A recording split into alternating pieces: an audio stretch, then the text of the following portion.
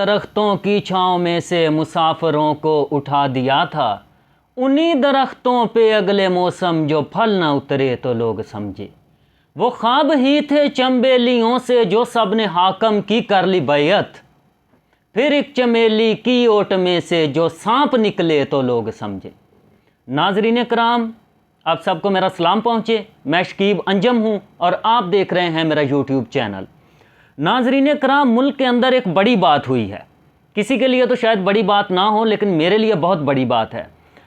ہمارے جو وزیر خزانہ ہیں، ان سے آج ایک صحافی نے سوال پوچھنے کی گستاخی کر لی۔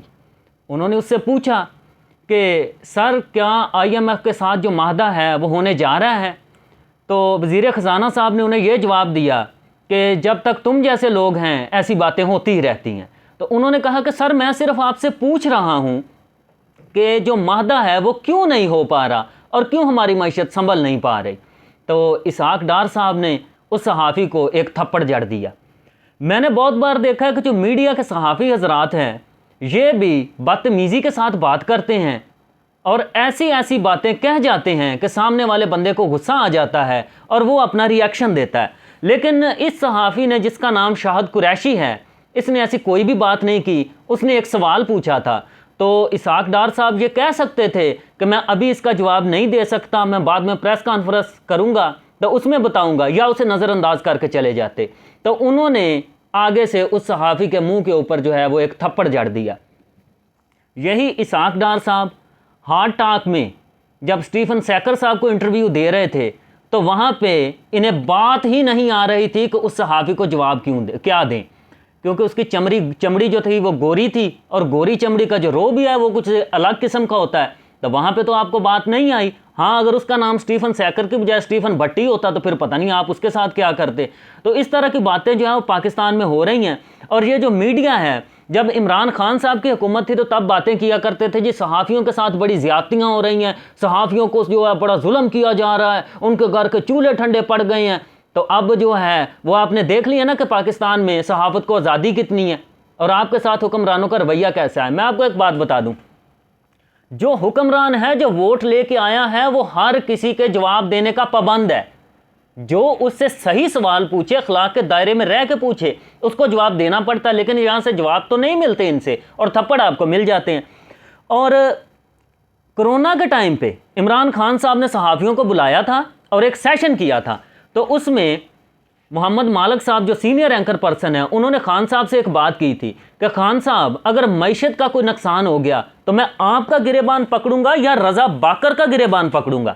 تو خان صاحب نے محمد مالک صاحب کو یہ بات کہی تھی کہ ان سب باتوں کے لیے میں ذمہ دار ہوں۔ تو خان صاحب بھی اگر کوئی ارے گہرے نتھو خیرے ہوتے تو ایک تھپڑ جڑ دیتے مالک صاحب کو کہ بھائی تم کون ہو میرا گریبان پکڑنے والے، اور تم کون ہوتے ہو مجھ سے سوال کرنے والے۔ تو خان صاحب نے ایسا رویہ نہیں اپنایا۔ اور اسحاق ڈار صاحب جو ہیں، یہ آئے تھے یہاں پہ معیشت ٹھیک کرنے کے لیے، اور انہوں نے کہا تھا جی کہ ابھی تو میں نے ڈنڈا نہیں اٹھایا تو ڈالر جو ہے وہ نیچے جانا شروع ہو گیا ہے، تو جب میں ڈنڈا اٹھاؤں گا تو پھر ڈالر کا کیا حال ہوگا۔ تو سر جی، ڈالر تو دن بدن اوپر جا رہا ہے، ڈالر کے ریٹ بڑھتے جا رہے ہیں۔ آپ کی کرنسی تو نیپال اور جو سری لنکا اور افغانستان سے بھی نیچے چلی گئی ہے۔ تو آپ کس ذم میں ہے کہ اور آپ ہمیں بتا رہے ہیں کہ جی میں معیشت ٹھیک کر دوں گا؟ معیشت تو آپ نے کیا ٹھیک کرنی ہے، آپ نے صحافی کو تھپڑ جڑ دیا ہے۔ تو اب جو صحافی برادری ہے، ان کی طرف سے کوئی احتجاج سامنے نہیں آ رہا، نہ ہی وہ اس پہ آواز اٹھا رہے ہیں، نہ ہی وہ یہ بات کر رہے ہیں کہ ہمارے جو صحافی ہیں ان کے ساتھ جو ہے زیادتی کی گئی ہے، ان کو پاکستان کے وزیر خزانہ نے تھپڑ مار دیا ہے جو جواب دینے کا پابند ہے۔ تو کسی کی طرف سے چوں کی چاں نہیں نکلی۔ بھئی یہ کو آپ کے زیادہ لاڈلے ہیں۔ میں میڈیا کو یہ بات کہنا چاہتا ہوں کہ اگر آپ میں یونٹی ہے، اگر آپ میں اتفاق ہے، تو اسحاق ڈار صاحب بلکہ PDM گورنمنٹ کا کوئی بھی نمائندہ اسمبلی میں تقریر کرے یا پریس کانفرنس کریں، اس کا بائیک آؤٹ کریں اور کہیں کہ جب تک اسحاق ڈار صاحب جو ہیں وہ تھپڑ مارنے پہ معافی نہیں مانگ لیتے، اس وقت تک آپ کا بائیک آؤٹ جو ہے وہ جاری رہے گا۔ تو کرنا تو کسی نے نہیں ہے۔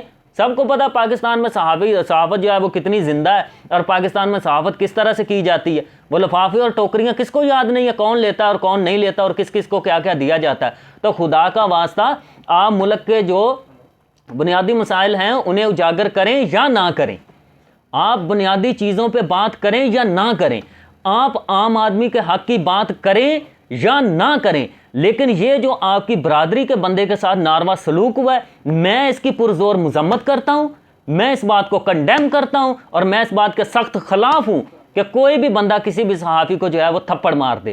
تو پلیز اس پہ غور کیجئے، اتفاق دکھائیے اور اپنی پاور شو کیجئے۔